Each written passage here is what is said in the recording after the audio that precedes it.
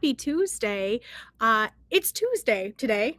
You might be watching it on a different day, but we are live with Gotham Quilts. And boy, you're going to have to grab your tea today because this is going to be that we're spilling all the secrets today, all of the quilt store owner secrets. I see, Barbara, you are in California. We've got Maryland.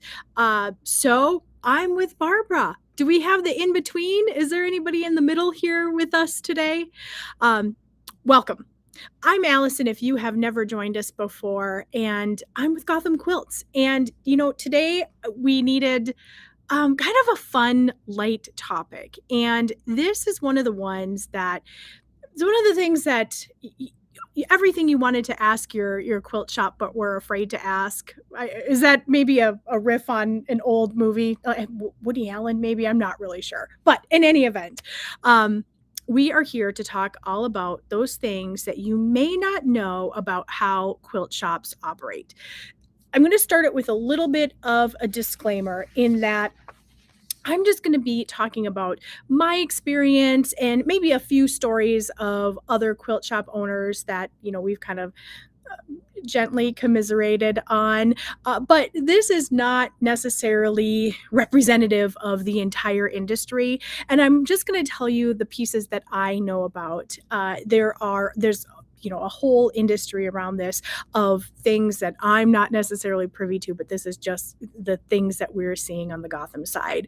So grab your beverage of choice and buckle in because, like I say, we're going to be dropping some tea tonight.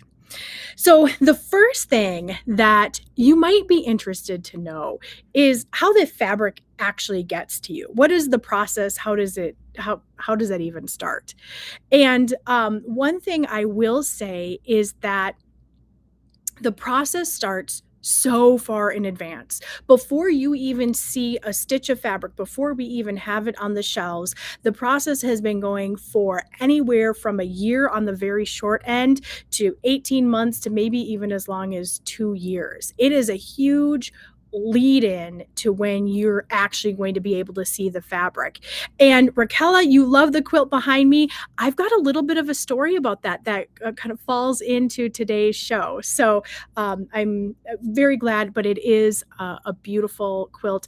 The fabric line is called Chelsea Garden, and it's by Moda. And we're going to talk a lot about Moda. All good things, because if there is one fabric company that's really easy to work with and puts out a good product, I mean, there's a lot out there, but only because the Moda fabric is behind me, we're going to talk a fair amount about Moda. And one of the reasons is because just last year, but it was about a year ago this time, they invite quilt shop owners from across the world, actually across the globe, to come visit them. They host an event called Modavation, Modavation, very clever play on words, where they bring quilt shop owners from around the world in to get to meet some of those fabric designers, to see the behind the scenes, how the sausage is made, which is just really very fascinating. And I know it gave me a whole new appreciation for how this industry works and all the things that are working behind the scenes to get fabric into your hands and under your sewing machine. And so that is where at least a portion of this knowledge and this information is coming from. So with that, that was the little caveat, or the little sidetrack, the little rabbit hole here. But in any event, like I say, the fabric designers are designing these lines about a year and a half on average before we even see it. So if I were a fabric designer and I were to design a line today, and let's say I was designing for one of the famous manufacturers called Shimoda, right? I'm designing for Shimoda now, right? My line gets approved today. Quilt shops aren't even going to see that fabric until probably 6 months from now. So if it's May, maybe like November, December is when the quilt shops will be able to see it. With a lot of manufacturers, they'll run what they call strike off. So they'll run just a very limited amount of we'll call it a temporary printing of that fabric so that they'll have something to show. Now, there are a handful of different ways in which we get to see the fabric. Um, and most of what we see comes from individual fabric reps. They are traveling reps who have a region. So we're based out of Minneapolis here. And so our region is generally Minnesota, Iowa, Wisconsin. Sometimes they'll have some of the Dakotas, but it's a pretty big area of land that these fabric reps are driving all across and showing their fabrics to people. Now, some fabric reps are employees of that company. So, Moda rep, for example, works for Moda. They get their paycheck from Moda, and then they'll drive around and just show Moda fabric. Other fabric reps are independent. Maybe they're not as big of a line or a big of a company. And so a fabric rep would need to pick up a couple of those to make it worth their while. And so sometimes we'll see a fabric rep and they'll show us like 4 or 5 different kinds of fabric. But in any event, it still mostly is done by a person going from shop to shop to shop and saying, hey, look at this cool new stuff I've got. Occasionally there'll be something different that we've received books in the mail. So something not this exact one, but something sizable like this. And so it'll be big images or big samples of the fabric, for example. We've received from one of the manufacturers, they send it a little rolling suitcase around, and you take a look and you ship it to the next shop. But in any event, it still very much is a very much a people business, which I guess kind of makes sense if you think about it, right? In that what we do here is very people-centered, and so why wouldn't shop owners' experience be the same thing? The wonderful thing about having a fabric rep is all of these things that they've seen, all the things that they know. Dollars to donuts, that fabric rep is going to be somebody who is in the industry. Oftentimes it's somebody who really loves sewing and quilting, and so they know their stuff. And so sometimes having that other perspective is very nice and lovely. So there's a couple of different ways, but like I say, mostly it is a person going from place to place. Now, some fabric reps, and this is going to be a little inside baseball, but that's what this is all about. So Moda, for example, I've got their book right here. They send this out, and they also send a fabric rep, and they also have these kind of lookbooks available online as well. And so depending on the fabric manufacturer, you as an individual consumer might also have access to these lookbooks. Even before the fabric comes out. So about the time that we see this, you would have access to that too.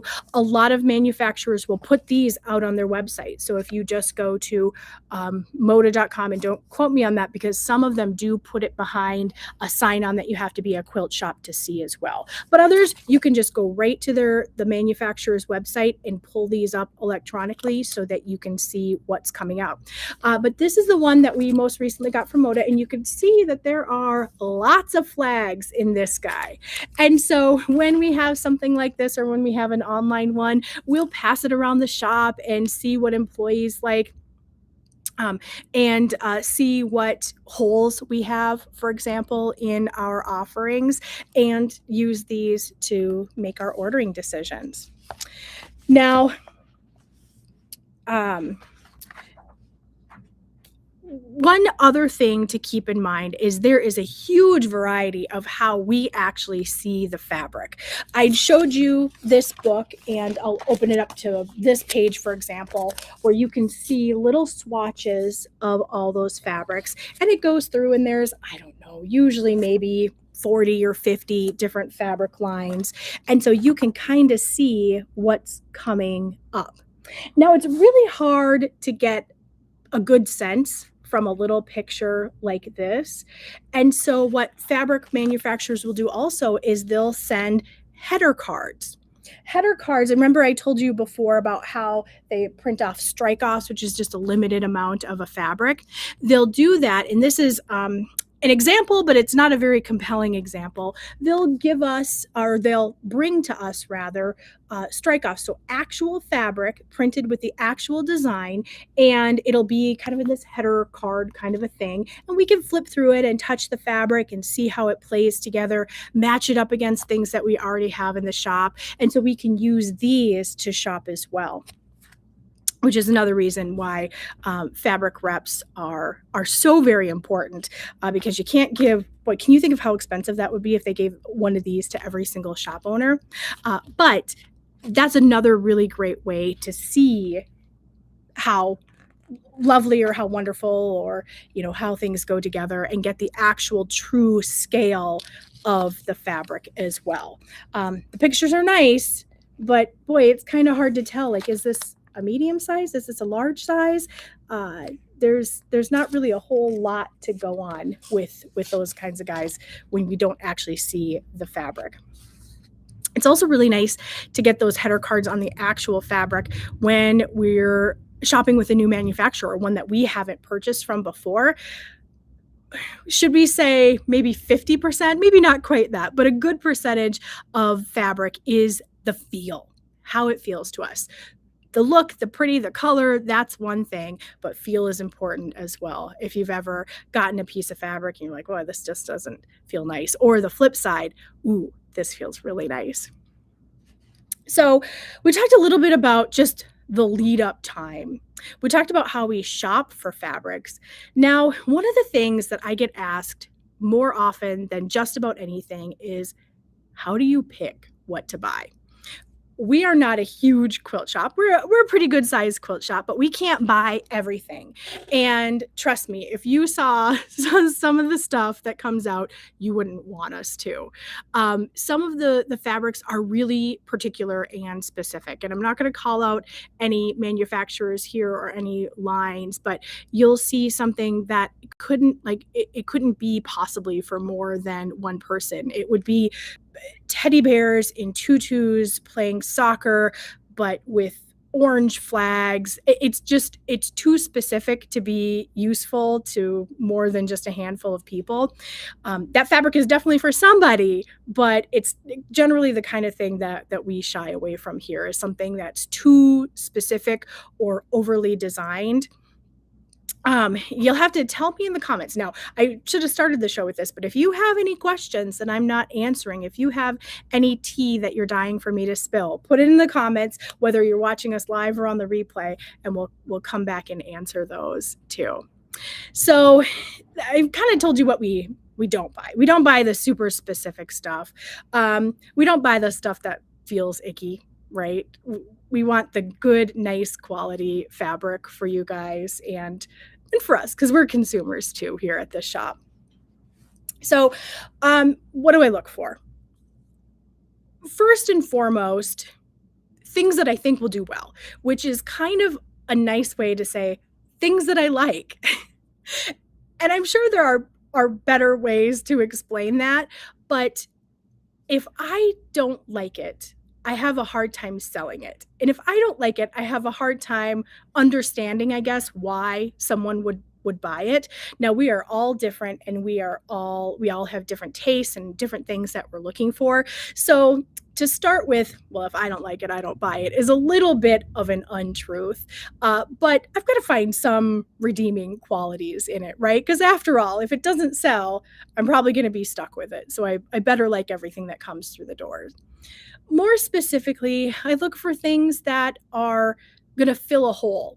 If we're getting light or low on children's fabric, for example, and I say that as I look right over there because that's where our children's fabric is kept. If we've got a big hole in that, like I know that people make quilts for kids, and so you need really pretty compelling children's fabric. So if we're a little light on that, that's what I'll be looking for the next time around. Another thing that we look for is things that I know will do well. So blenders I know will do really well because we are all very creative, wonderful people. And so you can't have everything be a lead singer. You can't have everything be a Diana Ross. Sometimes you need to build in the Supremes. And so that's what those blenders are, is making sure that you all have enough of the extras to choose from to make your Diana Ross sing and look gorgeous, no matter what project it's in. I'm also looking for collections that play nice together. I'm sure you've seen it. I know I've seen it, where it looks like they just kind of threw everything in the kitchen sink into a collection, and it doesn't really look like it belongs. So I'm looking for designers that can build a cohesive collection, things that look like they go together, and things that fit really nicely together. What else? I have my notes down here so I don't forget any of the tea. I will say that sometimes I get it wrong, right? Sometimes I go in big on a collection that nobody but me likes. Or sometimes we go a little bit lighter on something that people go cuckoo bananas for. And I will say, I think that Tula Pink's Gray Works was one of those collections. And that's the other thing is that if we're spilling secrets here, I really look to pre-orders. So some of those bigger collections that we put out there are a really big investment. They are lots of bolts. They are, you know, something that we anticipate will do well. So we'll get multiple of the same bolts just to make sure that there's enough to go around. But so sometimes I'll look to the pre-orders, and Tula Pink's Gray Works was one of those lines that, well, I don't want to say hardly anybody, but compared to other Tula lines, people didn't pre-order it. And so, Kathy, this is actually going to, I think, lead into your question too. Great timing on that one. But so we look to those pre-orders to say, should I get some more of this? Should I back off what I'm getting? Because we don't want to be stuck with stuff that people don't want. But we want to make sure that there's enough to go around for sure. And so with that, Tula Pink's Gray Works, we just got kind of a modest amount. That stuff hit the floor and boom, it was gone. It was like a blink and you missed it. And what I think led into that is some of the things that we also look to for ordering now. Learn from your mistakes. So now we look to this. I'm looking to social media. So a lot of designers, Tula Pink especially, Ruby Star, will put things out there before they actually hit the stores. And so we can get a good sense for if there's a lot of comments, if there's a lot of buzz about it, if a lot of those influencers are making super cool things. Like I'm sure you guys saw all the fabulous things that influencers were making using Tula Pink Gray Works. And I think that sparked inspiration for people to say, I can make something similar, or this is fabulous. And that's what I think had it running out the door. Now, so Kathy asked, do manufacturers try to be sure that all the lines end up available within a geographic area? And I'll say kind of. Free Spirit really is, I don't want to say that they're the gold standard, but they are very conscious about that. So Free Spirit, their distribution centers are out on the East Coast. They're in one of the Carolinas. North Carolina, they're moving to South, or the opposite way. They're on the Carolinas. So they'll start shipping to the West Coast first, so that in general, all of the shops should get their fabric around the same time. Now, a lot of that can be affected by when a shop ordered it. So like I said in the beginning, we see the fabric in, let's see, in my made up example, design the fabric, shops see it in December. That means that it'll probably start shipping maybe like June, July, August. So that's kind of the lead time. If I ordered that at the beginning of that window, so right away in December, or if I ordered it before their cutoff, so they have a cutoff when they're sending their orders to the mill, then I'll get it in the first round. If I was a little bit late, if I ordered it after the cutoff, for example, I'd be in that second wave of shipping. But all the manufacturers are a little bit different. Some, when they say this is going to ship out in August, it actually ships out in August. Some, we just know they say August, what they actually mean is October. And so we kind of work with that. So generally speaking, Judy, yeah, they'll put a little thought into that to make sure that people will get it all at the same time. Tula, Kaffe, like any of those big designers where people are really clamoring for it is a perfect example of that. If it's just a normal everyday collection, a little less so.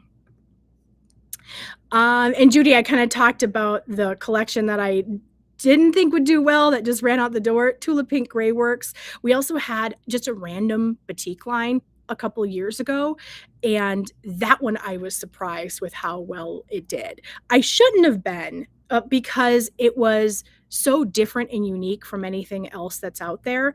And that's another thing that we're looking for when we're shopping for fabric is what's different, what's unique, what do I think is going to speak to our customers. Now, there could be a shop out there that their entire clientele loves the teddy bears with pink tutus and orange flags. Like that could be it. There are shops out there that get all of the cat fabric. And so sometimes if you're known for something like that, your purchasing experience is going to be a little bit different. So some of that is you got to buy what people know you for because they're going to go to you for those kinds of things. And this is actually, Judy, this is a great question. Do lines sell better if you associate a pattern with it? Yep, they sure do. And some lines will sell themselves. And so I think to a certain extent, like Tula, for example, will sell herself. Some of the Ruby Star ones will sell themselves. But generally speaking, people need a little bit of creative spark to help say, what can I see this in? And I think that actually this line behind me, the Moda Chelsea Gardens, is one of those examples. And I'll tell you a little story about Chelsea Gardens. So Chelsea Gardens, while we're on the topic of fabric lines that I did not realize how well they were going to do, Chelsea Gardens 1 is a line that came out maybe like 2 years ago. That was one that flew off the shelves. I thought it was really pretty, but I was worried nobody else was going to like it or know what to do with it. That one flew off the shelves. Chelsea Garden 2, which is this beauty behind me, came in. It looks similar but different. They both have kind of like that paisley, England 1970s retro, but with modern color feel. Like that's where they're the same. The colors are kind of similar in that it's this boysenberry, the navy, the gold, but they do look fairly different. And so this particular line did okay. And then we did that. And I think it gave people an idea of what they can do with it. So yeah, Judy, to answer your question, I really do think that lines do sell better if you associate a pattern with it. And I'll show you an example of that too. I think the fabric manufacturers have caught on to that too, or they've known it for ages, for sure. Because part of these books is always they give us some ideas of stuff you can do with it. And so this one is a fabric line called Garden Glam, which is reversed, but just trust me, it says Garden Glam here. And so you can see, before we even look at any of the fabric, Moda puts together some ideas of quilt kits that we could do with it, different projects that we can do with it. And so every quilt shop sees these when they put their books out available for customer use.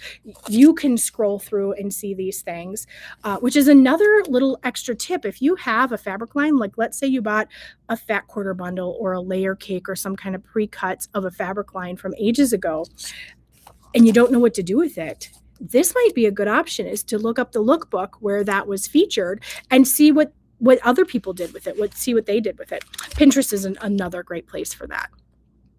So I feel like fabrics always do better when we give people an idea of what to do with it.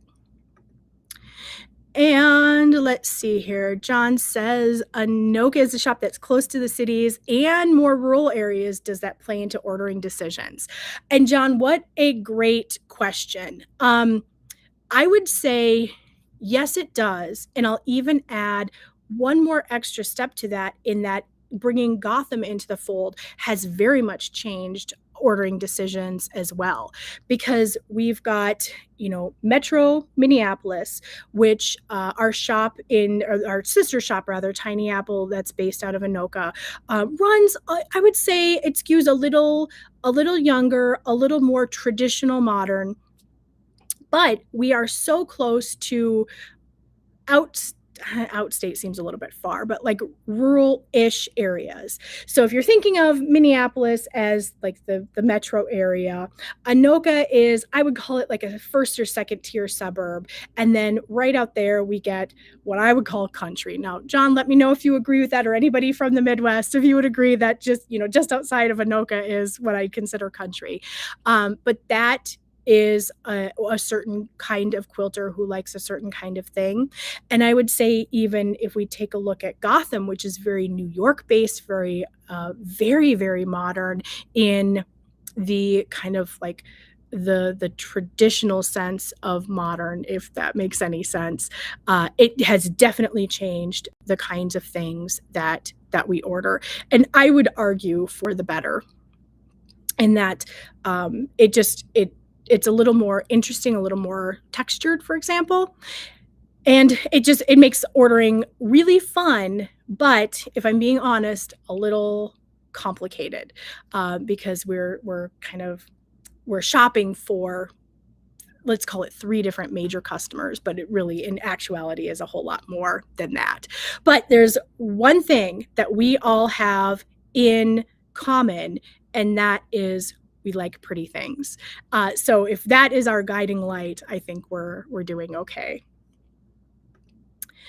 And so let's see here. Joan asks, why do some shops offer pre-boxed kits while others coordinate with the box with similar fabrics?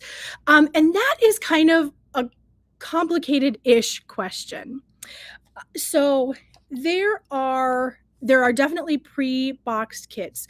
Riley Blake does some amazing pre-boxed kits. Moda does as well, where we as a quilt shop can order everything all in one box. And what that means is we don't have to cut, we don't have to measure, we don't have to order multiple bolts of anything to make sure that we have the right fabrics in the right amounts. We just buy a quilt kit and then we sell it to you. It's really easy and it doesn't take a lot of labor. The downside of all that is everyone else has access to that same quilt kit. So everyone else is selling the exact same thing. The other piece of that, and this is a little bit of my hang up on that, is when you buy a quilt kit, you might miscut. And so maybe you want some extra fabric, or you'll want some backing to go with that, or you don't really like the binding that's included, you want to do something else. And so if I were to buy that box kit, I would probably have to buy some of the yardage from the collection so that you'd have it, right? If you made a miscut, or if you want some backing, if you want something to go with it, you want to make a pillow to go along with it, any of those reasons. So for that reason, I personally like buying the yardage better. I feel like it's a little bit more, it gives us more flexibility. The other thing is, like I said, every other quilt shop has access to that same quilt kit.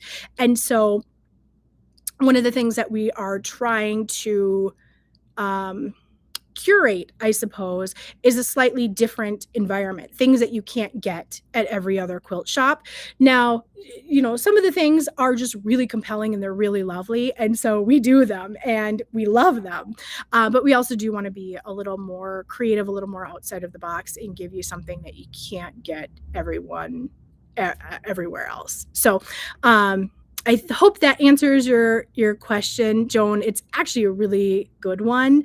And there's a lot of thought and heartburn and planning and creativity and, sometimes tears that go into that. The other piece, and I'll say this is a very minor piece, is making samples. Making samples is one of the funnest and also probably the most expensive thing of what we do here. So if you're thinking of a sample, I'll pick on someone else here. I picked on Moda quite a bit here. But when we get fabric and we do something with it, let's say, for an example, I loved this hedgehog quilt, this backwards hedgehog quilt. If I were to buy the kit, I've already got an image that's created here. And so It's really easy because I've got the image. I can show you what it looks like, and it's really easy to sell. If I wanted to make strawberries instead, let's say I really love this line and I like strawberries for it instead, I've got to make that quilt up. I've got to sew it up, or I've got to put it in some kind of a software system where I can plug in the fabrics that we're using and do that. So making an entire quilt is a relatively expensive proposition that we've got to find a sample maker. We've got to have it long armed. We've got to use the fabric. It takes time to do that. And so all of those things contribute into like, well, how much do I actually love the strawberries in that fabric?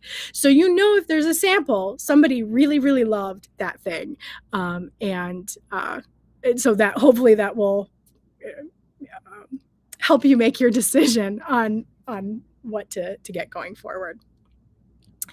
The other piece with that is sometimes we might just make a block or two, especially if it's a quilt that we've made before. But one of the best things that you're going to get at a local quilt shop when they're making samples is something unrelated to fabric, and it's more related to patterns. And that is someone who you know and presumably trust who has made that pattern before.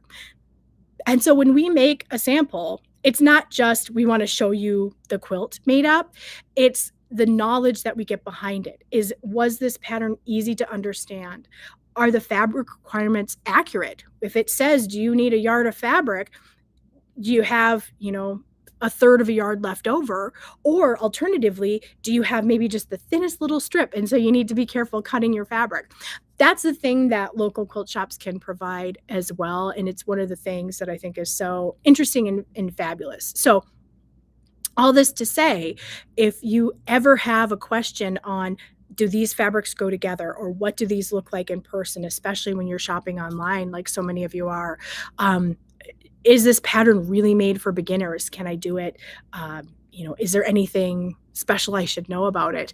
Your local quilt shop is here to help. We at Gotham are just an email away, but really I think that's something I've consistently heard across all local quilt shops is we want to help. We want to give you the information so that you're not spinning your wheels, or it's turning your sewing time into, unfun quagmire of trying to figure things out that people already know. So that is that. I went completely off script here, so I'm going to have to get back on track here. There are a couple of questions. Actually, this is a good transition into one of the last things that I wanted to talk about. And these are the questions that I wish you'd ask us. And one of them is any questions that you have about the fabric. If you're getting a fat quarter bundle and you need some coordinating fabric to go with it, shopping online is so convenient because you can do it in your pajamas. You also have access to our entire catalog without walking through aisles. But what you might lose a little bit is that confidence that this piece of fabric goes with that piece of fabric. That's what we're here for. Just ask us to put some things together. If there's some things that you're thinking of, we're happy to do that. Let's see here. Does this read the same in person as it does online? That's another thing that these live shows are fantastic for, is you get to hear in live or on the replay how things are appearing, if they look on screen the way they actually look in real life. Do they go together? You can see more. That's another tip that I can give to you is when you're shopping online, you can look for lifestyle photos of the fabric that you are questioning. So that's what these books are really good for. A lot of times they'll do that. A lot of times quilt shops will put those lifestyle photos on their social media, or download them and get them for you. I had one ready, but you can see a lifestyle photo like this where you can get a better sense for how big the scale is, as opposed to just a little image like this, which is something more like what you would see on your screen online. And so you can just get a sense. I mean, this is really blown up for sure, but you've got like the fork for scale and the other prints, so you can see how they all coordinate and go together. So that is that. The last thing that I kind of got out of order, but I'm going to circle back with Allison's super hot take. And another question that we get asked all the time that really doesn't have much to do with anything else we've talked about is, why are fat quarters more expensive than a quarter of a yard? Right? It's a fair question. It's the same amount of fabric, but fat quarters here. Let me take a step back, and we'll talk about a quarter of a yard. So here I've got a piece of fabric, and this is folded right here at the top. I might have to scooch back just a little bit so you can see. So a quarter of a yard is 9 inches in the width of in the length of fabric. It's 9 inches here, and it's by the full width of fabric. So 44, 45 inches, something like that. So you can see it's long and kind of skinny. If you need a block that's any wider than 9 inches long, this is not going to cut it, which is where fat quarters came in. So fat quarter is the same amount of square inches of the fabric, but it's just a little fatter. So this is going to be 18 inches in the length of fabric, but instead of being 45 or 44, it's something more like 22. So we've got these fat quarters. Now, fat quarters are faboo. They are absolutely fabulous because you can get, as long as you're not doing something like sashing or binding or long strip piecing, a fat quarter is, I would call it a much more usable piece of fabric, because you can get all sorts of shapes and sizes out of an 18 by 22 inch piece of fabric. Now, why are they more expensive from quilt shops? Because if I were to cut a quarter of a yard off of the bolt of fabric, I cut you a quarter of a yard, you go make your quilt, and I put the bolt back on the shelf. If I cut you a fat quarter, I have to cut a half a yard, so I have to cut 18 inches, and then I cut it on the fold. So you get one piece of it, and then I have this other piece that's left to go. And now, the other thing I will say is that there is a lot. There's a fair amount of labor that goes into it, because we have to fold it, we have to find a place to put it, we have to hope that somebody buys the other half of it, that kind of a thing. So for as amazing as they are, now, I much prefer fat quarters as a quilter over a quarter of a yard. And fat quarters are so popular that it's not really a concern that somebody else is going to buy the other half of the fat quarter. Somebody is. Like that, and that's not really the question. But they are more labor intensive. We've got to fold them and keep them. And it's a piece of fabric that somebody else has to want. So that is roughly, in a nutshell, why fat quarters are generally more expensive than a quarter of a yard. But a lot of shops, you can get some really good deals on fat quarters.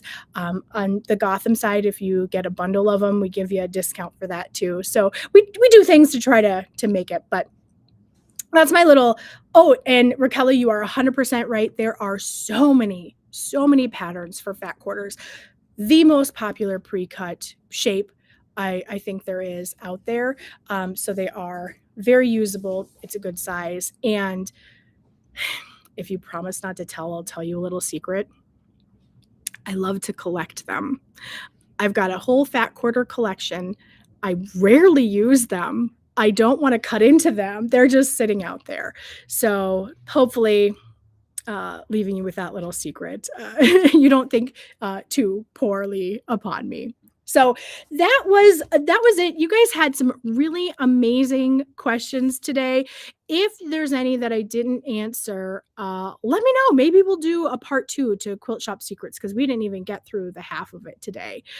Just know that we are here for you in whatever you need. That's what we're here for. That's what we love to do.